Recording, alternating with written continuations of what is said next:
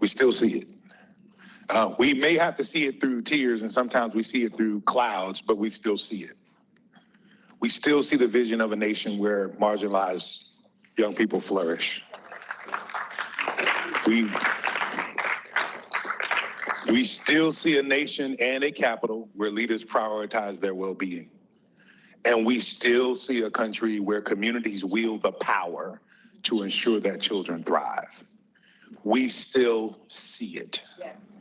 And sometimes we've had to see it through the haze of different types of administrations. And sometimes we've had to see it through the grunt work of incrementalism. And sometimes we got to see it through the wide and big swings at transformational change, but we still see it. And as long as we hang with one another and we can still get a glimpse every now and then we have a path forward.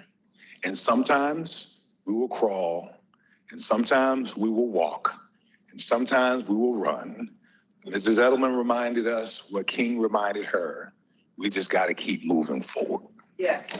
And so today is about moving forward. And one of the ways I have learned to do that, as someone who has not seen an administration change, because I came here in December of 2020 into Washington, D.C., and someone who has not seen this kind of swing, but have been in rooms where I've learned from some people.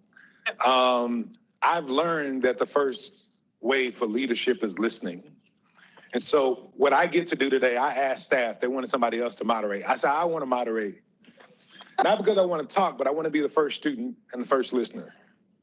And these are some folks that I've learned from over the course of the last 4 years leading at CDF. There are many others of you in the room. But we have partners gathered who have, before the election, done analysis about what an administration could mean with this set of priorities, particularly looking at Project 2025. On the panel, we have people I've been able to sit in rooms with administration. We have one partner in Sharon. Sharon's the first person I met with in the pandemic. She met when nobody else was meeting anywhere. She made me out when everything was shut down to talk to me about what goes on in this crazy town. Bruce, we've had the opportunity to be able to sit and talk about the child advocacy landscape and what a unique call may be for consumer advocate organizations like ours, First Focus and at CDF, the unique to this moment, and been able to talk about and engage around nourishing children with the administration, with some powerful things that have been able to happen. And Tony, I've been able to engage with and meet through a Sankofa expression of CDF, where on the 30th anniversary on the 30th anniversary, one of the more powerful things we ever did, which was establish a Black Student Leadership Network, we brought that community back together. And Tony is one of the early leaders as we reestablished this witness for community organizing and for policy analysis among us. And so what I get to do here is what you get to do there, which is learn from some really cool people. So we'll talk through some questions that we have, and then of course we'll open up to questions for you, from you. And I think we've got a little under about 50 minutes here, a little under an hour, so that we can engage in this conversation. So first and foremost, I want to invite my friends, teachers, and leaders to introduce themselves and their organizations. Tony will say a little bit about Black Student Leadership Network. So introduce yourself, your organization, where you situate within this work, and ask you to share whatever you desire to share about the moment where we find ourselves. Good morning, everybody. Good morning. I am really deeply honored and grateful to have been asked to be here today. Reverend Dr. Starsky Wilson is a dear colleague in the 4 years that we've had the opportunity to get to know each other. And so I'm really honored to be here. So thank you. I am the president of the Center on Budget and Policy Priorities. We are, I promise, more interesting than our name. We have been around for a little more than 40 years. We're relatively large, about 150 people, And our mission is quite similar to the mission of the Children's Defense Fund and the way we write it. We are working to build toward a nation where everyone, regardless of background or identity, has the resources they need to thrive and share in this nation's prosperity. And so all of the work that we do fits within that mission. We work both at the federal level and at the state level. We coordinate a network of 42 independent organizations in 40 states, DC and Puerto Rico, that do justice-oriented budget, tax, and policy work at the state level. And at the federal level, we are working every day to advance policies, both congressional policies, policies on the Hill, policies at the regulatory administrative level, and how they are implemented. That brings us closer to that nation. So we work on health, and we work on nutrition, and we work on housing, and we work on income security, and we work on the budget, because the budget is where those things show up. And we work on revenues, because revenues is how we fund a just nation.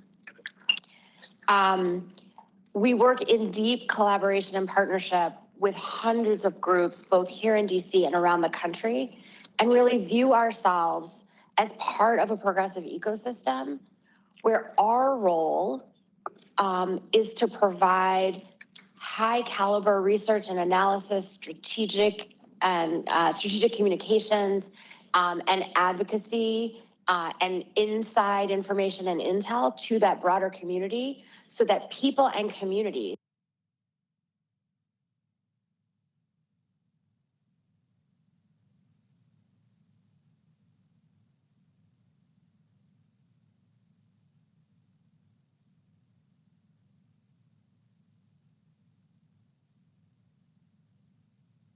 briefly in this moment and in this week that has been tremendously challenging for so many, that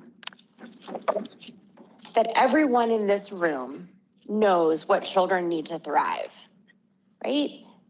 They need a family with enough income to meet their needs.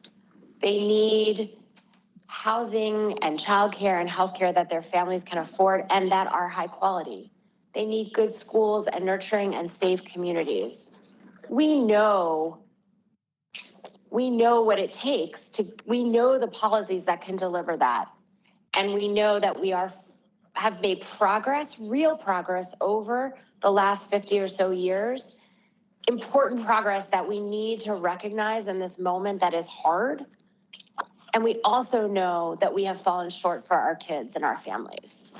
And so what kids need didn't change Tuesday night.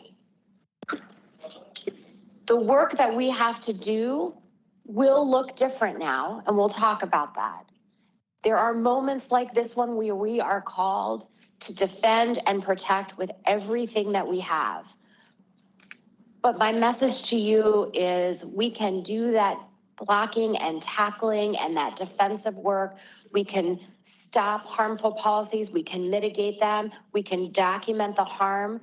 And at the same time, we can continue to build the groundwork, to lay the groundwork, and to build the power to get to that country where all children can thrive. And so we can play defense, and we have to. That is what this moment will call for. And we can play long-term offense at the same time. So I'll stop there. Thank you. So my name is Bruce Leslie. I'm the president of First Focus on Children. Previous to that, I worked on the Hill for a number of years. And so I think I'll be talking a lot about that. But what I first want to say is just how much I appreciate our partnership with Children's Defense Fund and really thinking about, and I really appreciate everybody's conversation about community, because I think this is so critical, particularly at this moment, is to really build that community. And I would say one of the biggest barriers for kids in this country is that they are invisible. They are invisible in the halls of Congress. They are invisible in the policy discussions. I mean, it is remarkable to me that even when the word children is in the title of a policy, people don't talk about children. There was a New York Times story the other day not too long ago that was all about child abuse and neglect. Lots of voices in this, lots of people interviewed. No one, nowhere in that article was it the voice of a child. And it's about children. It should be centered, and it's just not. And I live in Maryland. My former Senator Barbara Mikulski one time chided all of us about she can go months in the halls of Congress and the Senate and never hear the word child. Kids are almost a quarter of the population. And so the visibility, the community, and is critical. And I think one of the things we said that I'm very proud of in our statement post-election is we really focused on accountability. So we have to stop being we're the nice kid people and start holding people accountable for their policies and what they do. And we got to call it out. We got to stop being, I saw a lot of statements. We look forward to working with, no.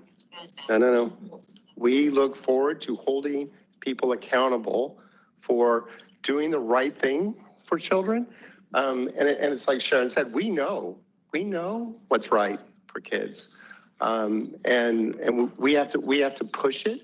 And I also agree with what she said about we're going to be, the lesson of this election is we were close. We were so close.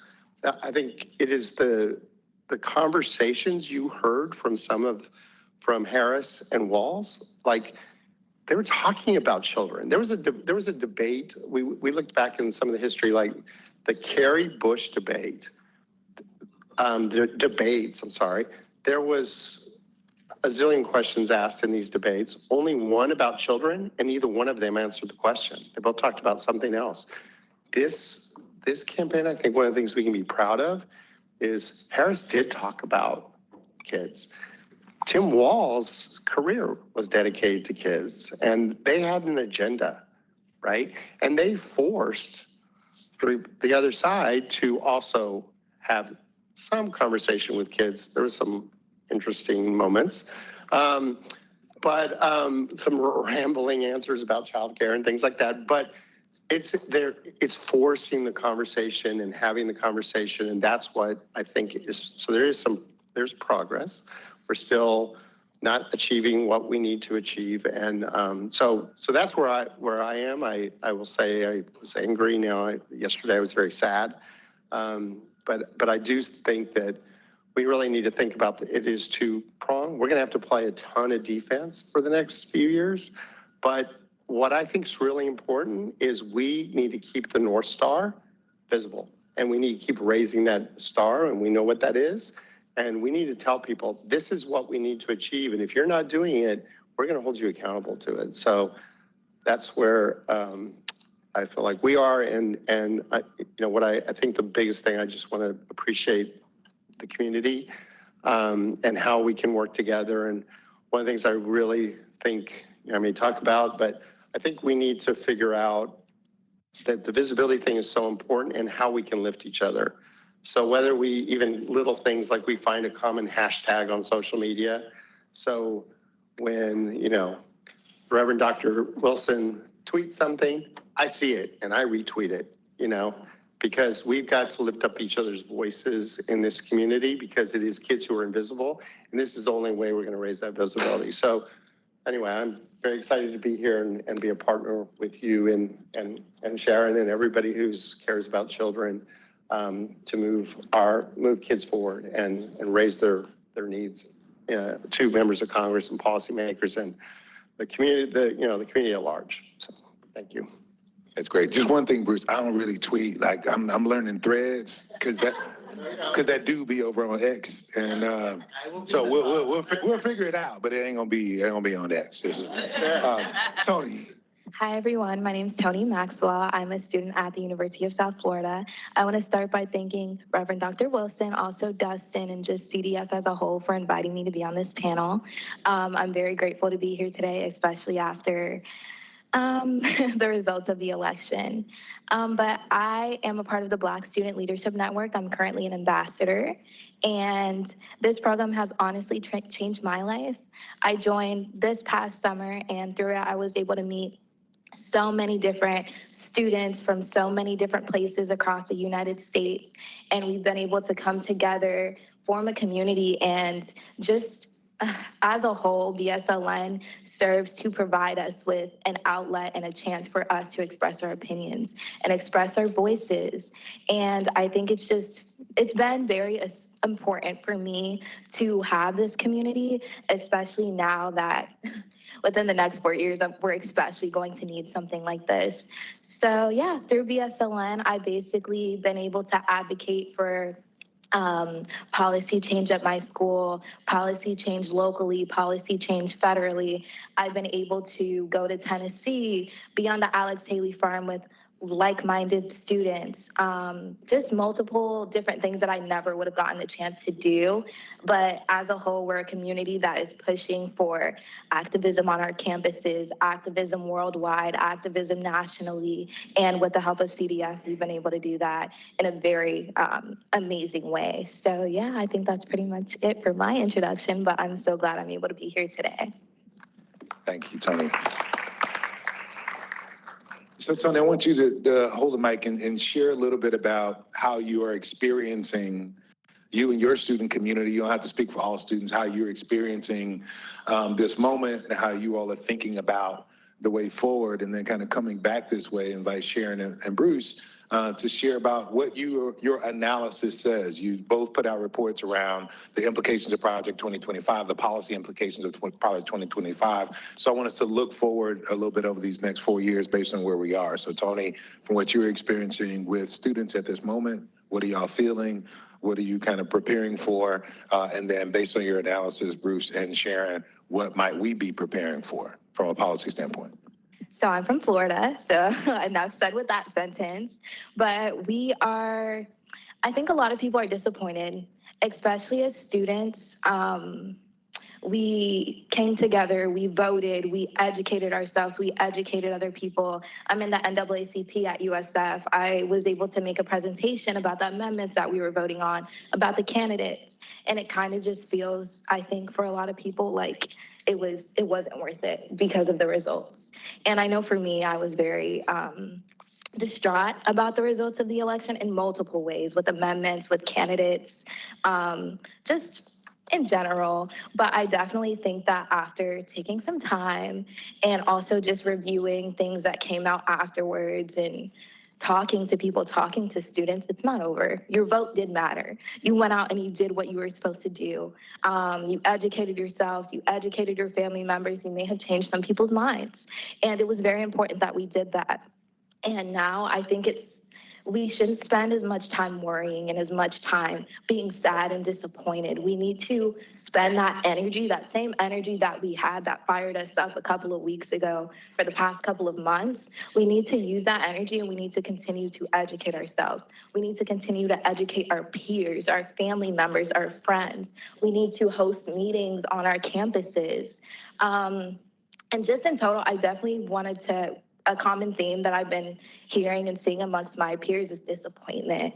And a lot of people, young people in general, have felt for a while like, you're one person. What does your vote matter? But it mattered this election, and it will continue to matter. And as time goes on, we are going to continue to fight for policy change, no matter who's in office. We're going to continue to fight for what matters to us. We're going to continue to fight for equity, and we are going to continue to band together as a community. Shay, thank you. I'm so glad you said all that. It made me feel really fired up. So I'll say, so your question was about like the Project 2025 and what we see. So our staff did an amazing analysis of that 957, I think, page document. And it's a scary document. It's a really scary document. And for kids, it's an assault on pretty much every aspect of their lives, right? So and so there's a ton of defense we're going to have to be playing because I will point out that there's been this enormous success story in this country that sort of has been thought about too much, but the uninsured rate for kids in 1990, in the mid 1990s, was about 1 out of every 6, 1 out of every 7 kids did not have health insurance. It was unacceptable. It was atrocious that's where we were. And through the leadership of Children's Defense Fund and, Senator Kennedy and some other people, we passed the Children's Health Insurance Program. I happened to be in the Senate at the time, so had the pleasure of working on that legislation.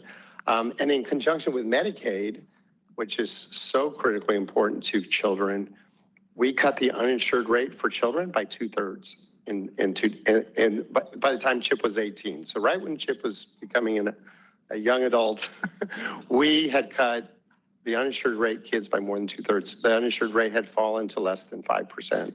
And we were on the path to getting all kids in this nation covered.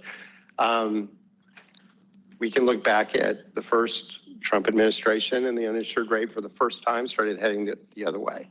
So we can be sure that there will be assaults on Medicaid and CHIP.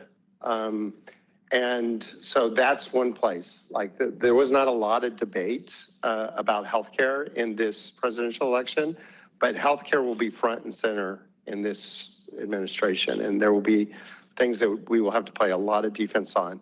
And it's not even just Medicaid and CHIP. Robert Kennedy's now going to go after immunizations and fluoride and God knows what. So there's a whole series of things just in health. Education is something I wanted to really point out today. There's 3 ballot measures about voucherizing and privatizing public schools. They all lost. Yep. Kentucky, 2-1 margin, right? People voted down privatizing public schools in Kentucky and Nebraska and then Colorado, those 3 states. So when kids were on the ballot in Austin, Texas, and then there was a county in California, they had childcare on the ballot, they won. So when kids were front and center, this is sort of my visibility point, they won. People support children. But when they don't, it's not clear to them. This is they lose, and that's where the invisibility is so harmful, because we have to put it in people's face that they're voting against kids when they do certain things, take certain actions, right? Even in my own family, I've had this conversation with some of my nieces and nephews that, about they live in Texas, and a few of them voted for Ted Cruz, and they have children, and I was like, you just voted to cut your child tax credit, and they were. I had told them, but they seemed to be unaware of it. So I'm not even doing the right job in my own family. So I think this is where this issue is so profound to me. So health and education, they're going to certainly do the assault on education, and I've book banning and all those kind of things that we're going to have to fight. And you're seeing it now with there's been a pushback at the local level on those kinds of things, and I'm loving it. And it's often student driven. Students across this country are fighting back on book banning and some of the things that are going on with this Moms for Liberty movement. Then another place, and Sharon actually knows this issue way better than I do, which is nutrition. So they're going to go after SNAP or food stamps and really try to block grant them and cut funding and support for those programs. And then there's going to be a huge tax debate. And so, we're going to be working with people on all the issues that are important in the tax debate for kids, which includes revenues and also things like the child tax credit. And we need to really make people understand that it must be fully refundable, because we're leaving 17 to 19 million children behind in this country who are too poor. It is insane that we have a policy where the people who need it the most get the least. And that we need to raise, and that's another Project 2025 problem. So anyway, so there's a lot of defense, but I also just want to reiterate, we have a vision. We know what that North Star is for kids, and we have to keep that vision alive. And so one of the things when I talked about accountability, we got to hold this administration accountable, but we also have to hold the Democrats accountable for really pushing that agenda, because they don't. They often take it for granted, and that can't be the case anymore. They must push it, and they must when the bills are on the floor, they must be offering amendments with this vision and pointing it out and raising kids. And so I think the accountability has to go to both parties. Yeah. Before about education, you talked about health specifically, you talked about the child tax credit in a very specific way, but economics are tied to this health piece, and that was a critical part of the expansion that we've got to hold, even if we lead with another issue, right? If we lead with economics, we got to fight for health. So I just want to name that as we make this transition and invite Sharon to be thoughtful about your analysis. You all, one of the things, again, CDF, we live in the house that Dr. Edelman built, and she's very clear. If you don't have a fiscal strategy, you don't have a strategy. Great moral framing all you want to. You don't have a fiscal strategy, you don't have a strategy. The CBPP, when you all did you all's analysis, you looked at both the financial implications, the revenue implications, and the very clear fiscal implications of Project 2025. What did you all find? Yeah, I want to just say that Dr. Edelman was on the center's board for many years, and we have a conference room named after her, and so the ties are actually very, very deep. So let me lift up for a moment and talk about what budgets are and what budget debates are, right? Budget debates are really, and there's lots of different pieces to them. There's these different issues, and there's budget, and there's tax, and there's all these different things. And what is it really fundamentally about? It's about who are we going to invest in? Are we leaving people behind? Are we willing to raise the revenues that it takes to make the investments so everybody can thrive? And every budget conversation, whether it's about expanding Medicaid or cutting SNAP, whether it's about raising the corporate tax rate or about cutting taxes for millionaires and billionaires, every conversation is really about who are we going to invest in, what are we going to invest in, what are we leaving behind, and are we willing to raise revenues to make the investments so everybody can thrive? And so we're going to have a lot of budget debates next year and for the next 4 years. And I hope that that framework helps, because whether you spent your career working on food assistance or whether your passion is health coverage, whether you work on corporate taxation or the intricacies of pass-through deductions, which my staff has had to teach me 4 different times. Every debate, if what you are trying to do is center people and communities and kids and the people that have faced marginalization that on Tuesday we saw is not in the rearview mirror, every one of those debates is about that. Every one of those debates is about who we're investing in and who we're leaving behind, and whether we are willing to tax ourselves to build that country that we want. And so when I think about the next 2 months, and then when I think about the next 4 years, and then when I think about the next 4 decades, there's several things that I believe in my core to be true. One is that we have to work across issue areas and across demographics. It's about kids, and I know that that is what everyone in this room spends their life's work on, and it has been the focus of much of my career. But it's also about the grandmothers that help take care of them. It's about the brothers and the sisters and the adults and the kids and the young adults and our seniors. It's about immigrants. It's about our LGBTQ kids and adults, and especially trans kids that are so often targeted. And they're targeted rhetorically, they're targeted through policy, and they're targeted through budgets. And so we have to work across issues and groups. We have to be honest with ourselves that while the policies that so many of us work on are actually extremely popular with the public, that in this election, they did not choose leaders that hold those values and are putting forward those issues. And so that doesn't mean we retreat from childcare being important. And in fact, in poll after poll after poll, the public agrees childcare really important and far too expensive, especially for young families just starting out. But it does mean that we have to listen and we have to think about how we engage more people in this fight together so that more people see themselves in the agenda that all of us hold together. No, thank you for that. I'm watching time. I want to get to some of your questions. There are mics on every table. Look, it must be good to work corporate. I've never been in one of these forums where there was a mic on every table. You know what I'm saying? I made a wrong choice somewhere, Sherry. But I want to ask this question. Some other folks may be in the room like me. I come from out there. I lived in St. Louis for 20 years. I generally have lived in red states. Lived in St. Louis for 20 years, one went purple to red, lived in Texas, lived in Louisiana. This DC, Maryland thing is different for me. I show up and they actually want me to vote. Like it's different. It's different. I can vote that day. It's a whole different thing.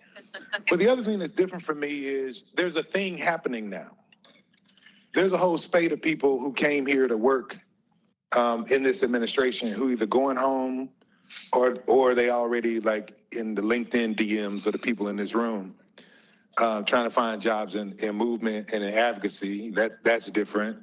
And they tell me this is a different town every 4 years. I have friends who tell me it felt different between 2016 and 2020. That like the bars were different, the restaurants were different, the wings tasted different at stands. You know what I'm saying? I really want to know, Tony and the BSLN, they preparing. They getting together next week. They're going to be at Alice Haley Farm. They getting ready for what's next. I'm not sure what I should be getting ready for here in Washington, D.C. So I want a couple of veterans. Bruce, you worked on the Hill. You worked in child advocacy. You've seen some administrations. Sharon, you worked in administration. You worked at CBPP. You've seen these transitions. What should people in this room be getting prepared for about DC's transition as it relates to the field of play that we're on? Well, I think you need to know the right bars, clearly. Okay. Look, it's a complicated question. Let me start with kind of what happens in the transfer of power when it happens peacefully, which it will this time, and that is something. It is something to praise and it is something to weep over at the same time. Okay, so there are thousands of political appointees. And so they are all going to be looking for jobs. And at the same time, because especially if we have unified Republican control of Congress, what happens when the change in Congress happens is that the majority party has more staff. And so there'll be people coming out of the Hill, both because progressives will have less staff, and also there's turnover, right? Like Senator Stabenow has retired.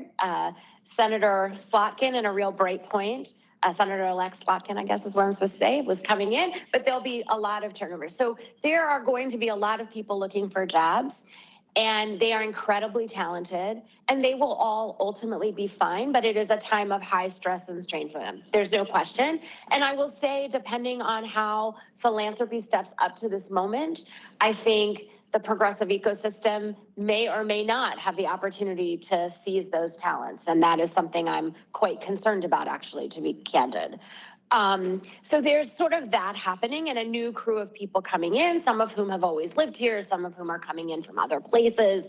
And there is sort of residential segregation is not only by race and class, but also tends to be sometimes by political leanings. And so there are certainly neighborhoods that see more change than others.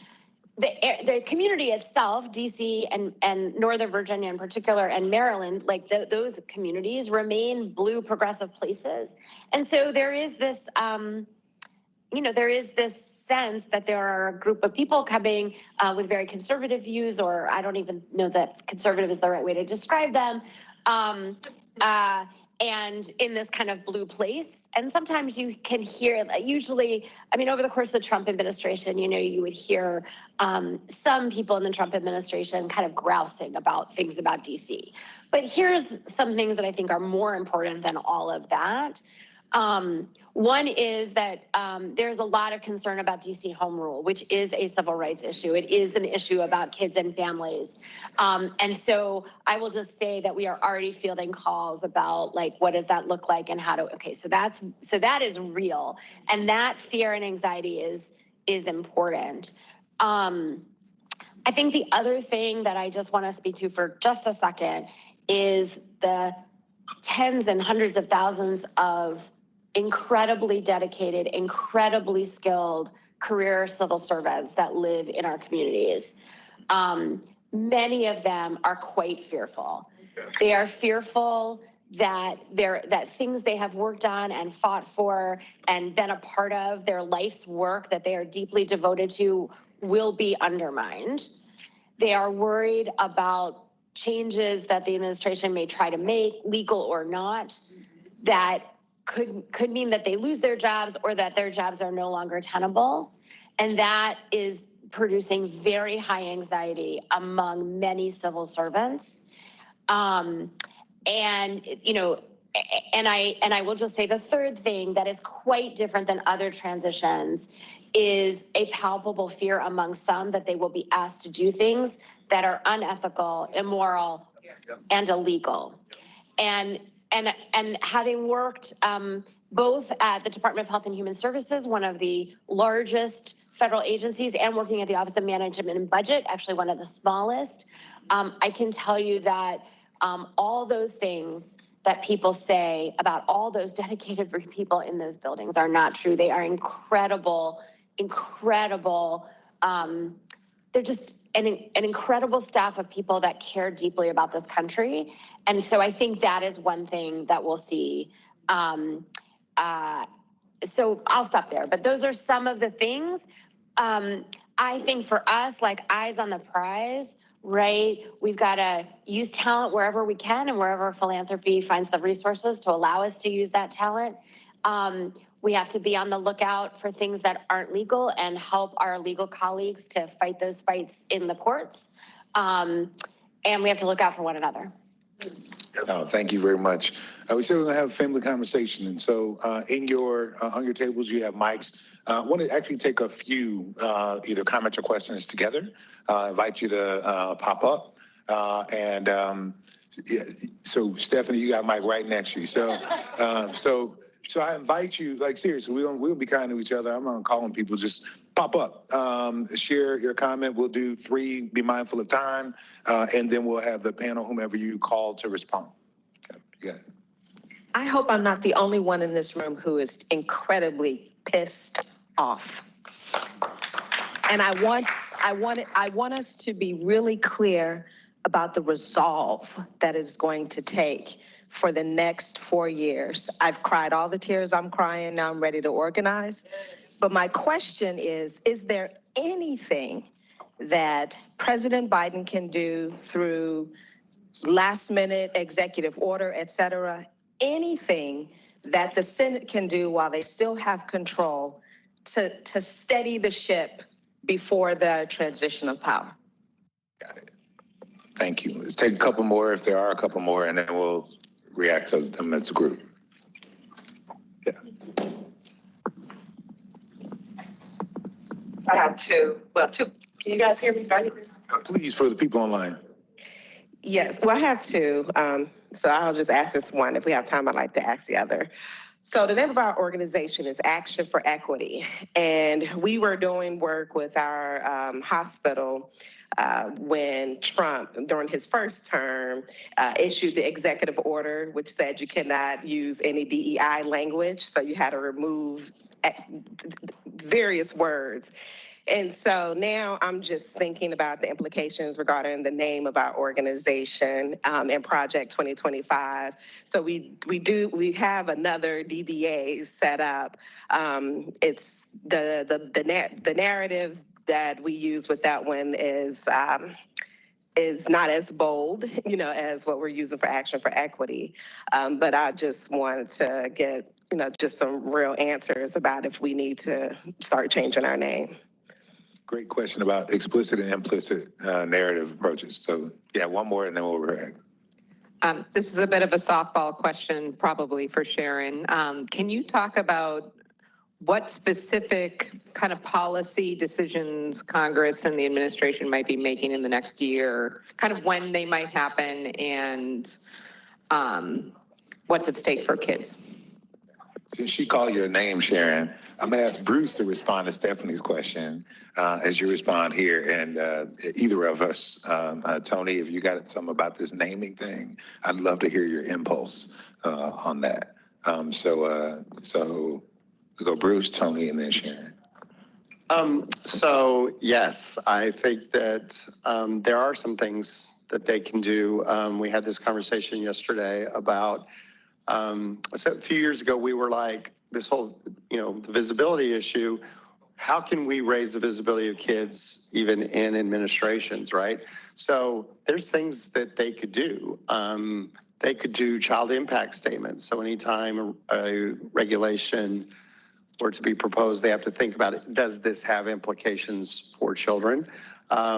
They could create a child poverty target. The UK and those countries did that, and it caused a focus on the issue. It is something then the Trump administration could repeal, but that in of itself would have result in a conversation. So you don't care about cutting child poverty? So there's things they could do along those lines. I'm not sure there's a ton Congress is going to be able to do because and there's some, we've been hearing mixed things about what they may do on the Hill in the interim. Like there's some people are saying they're going to punt it so that Trump can influence the appropriations bills. And we've also heard the Trump administration is also thinking they want the decks cleared so they can come in and do their thing, right? So those are things that we're hearing there. I will say, I know the question wasn't asked to me, but I do want to say something about that. I think the other, coming back to the earlier conversation, like the first administration, I don't remember, you all remember this, like every day was chaos, and so I don't think there's a moment where I think every day we're going to get up and open the paper and be like, oh shit, they're going to go after birthright citizenship. By the way, kid's issue, by definition, it's in the word, birth.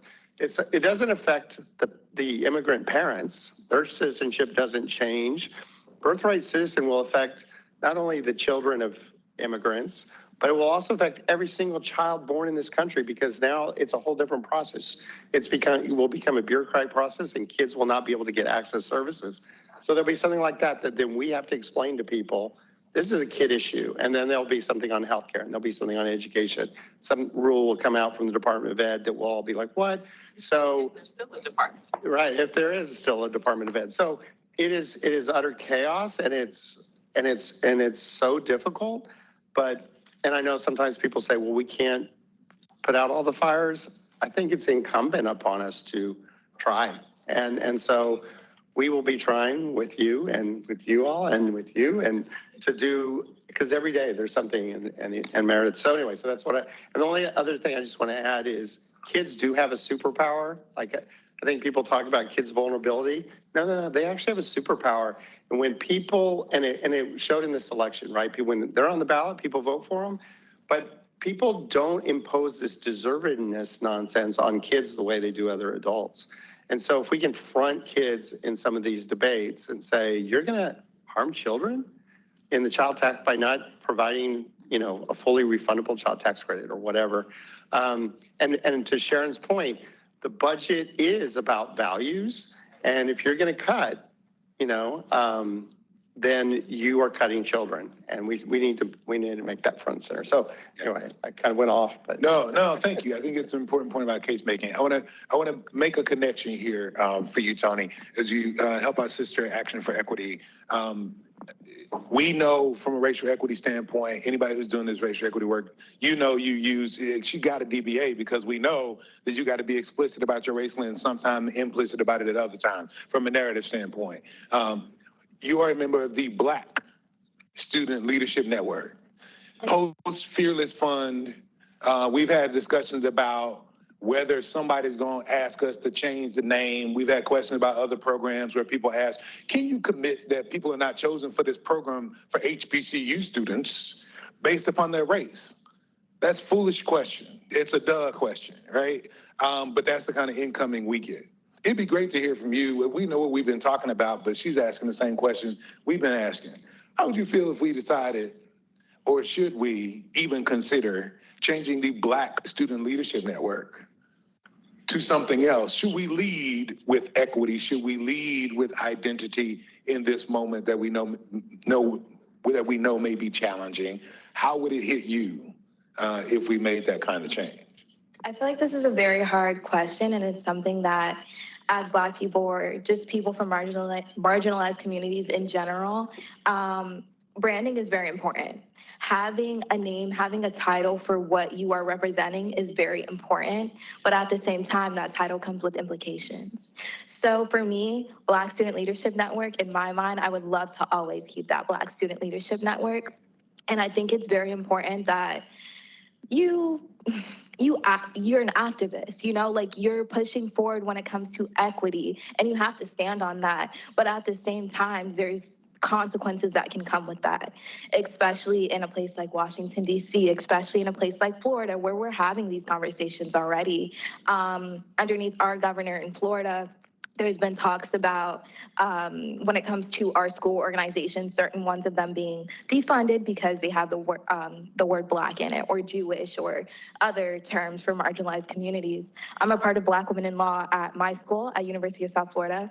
And that's a conversation that we've had to have. We have been talked to about our membership and kind of them trying to pull the reverse racism thing when it comes to the groups that our club encompasses.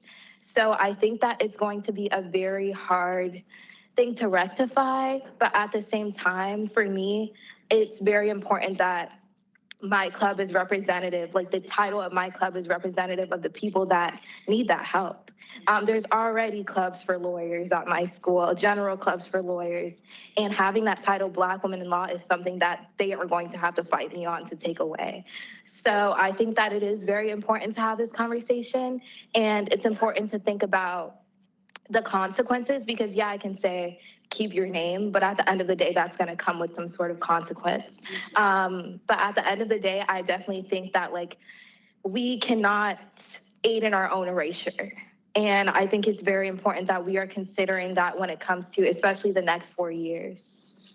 Thank you. Sharon. I like Tony in a fight. I don't know about you. All right. So I want to be real with you all about what an administration on its last days can do. There are some things, but anything that an administration can do quickly, the next administration can undo quickly. And so that doesn't, there's some things, there's conversations happening, but there's not much. The Senate can clear judges. That is what the Senate can do. And that is really important for the future of our democracy. Next year, Congress has set up for itself a whole series of deadlines. That means there are highly consequential decisions that are going to be made. That was always true regardless of the outcome of the election. We will have to contend either in this lame duck session or in the first half probably of next year with the debt ceiling. That's only important because it can whip up fervor about deficits and debt, only to have some folks look like they are really concerned about deficits until they want to do really big tax cuts. We are going to have a tax debate. And we are going to have a tax debate. That tax debate is now going to look different. There's just no question about that. We have to fight for revenues because that is what powers justice in a very real way. It's not the only thing, but it is one thing. And I do think that there is a real opportunity to make progress in the child tax credit. It's not going to be the one that people in this room would write, is my guess, but it doesn't mean that there can't be real progress. And I do think on this accountability question, Republicans worked hard to get low and moderate income people to vote for them. And this is an accountability moment that could pay some dividends for kids in an otherwise really harsh environment. And they're going to have to write funding bills, spending bills through the appropriations process. And that is another place where we could see real fights about whether we are going to invest or whether we are going to disinvest. And finally, whether it's this year or next year, I expect all-out assaults on things like Medicaid SNAP, as Bruce talked about. On the executive action side, there is a lot an administration can do without Congress. And they are things like directing agencies not to contract with organizations or allow their federal funds to be used in organizations that promote equity or use equity language. Now, I think there's a real question whether that's legal. So I'm not here saying it's legal, but just in terms of things we could see. And so we've got to fight in Congress and we've got to fight in executive actions. And there's ways that we can do that. We were able to stop or slow down a lot of things in the first Trump administration. And we have to support our colleagues in litigation. But where I want to leave you, at least for my remarks, is I think it is really important to know that defensive work can bring great joy. That there is joy in coming together and with your colleagues and with your partners to say, I know this is wrong and I'm going to do all I can to stop it. And if I can't, if I leave it on the field and I can't, I am going to make sure that everyone knows the consequences of those actions. And it isn't the same as the big swing policy advance. And I am 100% hopeful. I believe 100% that we will get back to that moment where we can take those big swings. But these are hard times, but I think it is important to find joy in the work that that moves our soul. So thanks. Can I say something? Actually, I want to. You gotta be tight though, Bruce. No, it's because, well, no, it's, I want to turn, I've heard you talk about this, so I want you to answer that question. So I've heard Dr. Wilson very eloquently talk about if it's not DEI, then what are we for, right? We're for segregation and inequality. And so you say it so well. I want you to, I think people need to hear your answer to that because I've heard you say it so well. Yeah, I think what I'll lean into, I'll take that as an opportunity to lean into something we said to staff the other day. Part of our responsibility in these times, it gets back to what I shared before, is to see something that's a little bigger than what may be clouding our view. There is right now seemingly a significantly large figure that reflects, symbolizes, and feels like fascist regime that is clouding our perspective. The question is, what do we see just over his shoulder? And my argument is that we at the Children's Defense Fund for many years, we talk about this more, I'm gonna let y'all in on a secret. We talk about this more on the farm in Tennessee than we talk about it in DC. So it's family conversation, right? It's family conversation, right? So I can talk to y'all about new stuff and I can bring back old stuff. The whole thing is what we talk about is the building of beloved community. Beloved community is that concept from Josiah Royce that was popularized by Martin King about a multi-ethnic, multiracial community of peace and justice where love is the governing ethic. And so bigger than the Capitol, over the shoulder of the Capitol, I see beloved community. Over the shoulder of this president and the next, I see beloved community. It is something that I've been working for, I've been preaching about, I've been teaching about, I've been advocating for, I've been organizing for longer than I knew that dude's name. And so part of the challenge for us is to have a picture of something that is bigger than this political system and its limitations, and to have a positive aspirational approach to that, that frames not our children in deficit, not ourselves in deficit, not our politic in deficit, but sees the greatest assets and aspirations. No, we don't care about how vulnerable children are. I'm sorry, it's an unhelpful frame. Come on, man. While we've seen the progress of the expansion of the social safety net as a part of our theory of change for the last 50 years, we have also seen the weakness of trying to shame a country that has no moral calibration. So 15% of its children living in poverty, the most significant indicator of whether you're poor is whether you're under the age of 4. That doesn't shame anybody. Right. But we have learned the lesson at the best of ourselves that Daniel Dawes tries to teach us about the political determinants of health. That yes, you make the moral case because for some people, hearing about children matters. But you better make the outcomes case that this particular policy advances. First, you got to make sure that you make the case that it works. 2021, we proved that the child tax credit works. But you also have to make the case for investment. What is the return on whatever policy, and make it with data. We got to make the case for investment. We got to make the case that it works. We have to make the moral case. And sometimes we have to make the case for national defense. I know it don't feel right. That don't feel real clean and pure for us. But if you don't make that, you know how we got children's nutrition and how we got access to reduced and free school meals? By recognizing and making the case to some people that, hey, these kids too fat. That's the language we use then. I know it's not politically correct. That people can't pass the examinations for the Army. And so our conservatives didn't care about whether kids were hungry. They did care about whether we had a military that could defend the country.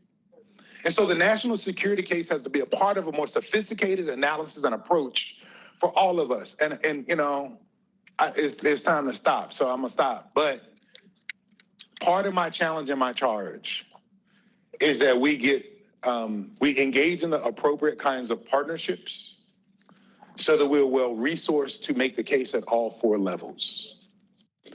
And over the course of the next 4 years, we may find ourselves making more national security arguments and making more return on investment arguments than we think are appropriate for the whole humanity of our children. And it will help them if we're willing to do it well. So part of our orientation is being thoughtful about what are the appropriate partnerships to make sure that we know, like, part of our remit at CDF is it is our responsibility based upon 30 years of organizing with faith communities, based upon the engagement, the strong moral calibration and witness of our founder and her continuing legacy, based upon our capacity to convene people in space where they can dream, that moral case is part of our responsibility. We accept that, right? That's part of, I heard you, Deborah, I hear you. And we got to make it in partners who are well-grounded in research, not try to double down and do what y'all do, but to make sure we're well-informed by it. Now, we don't push you on some of that research sometimes, but we got to be able to make a full case for children, and it's going to take all of us playing well in our respective lanes.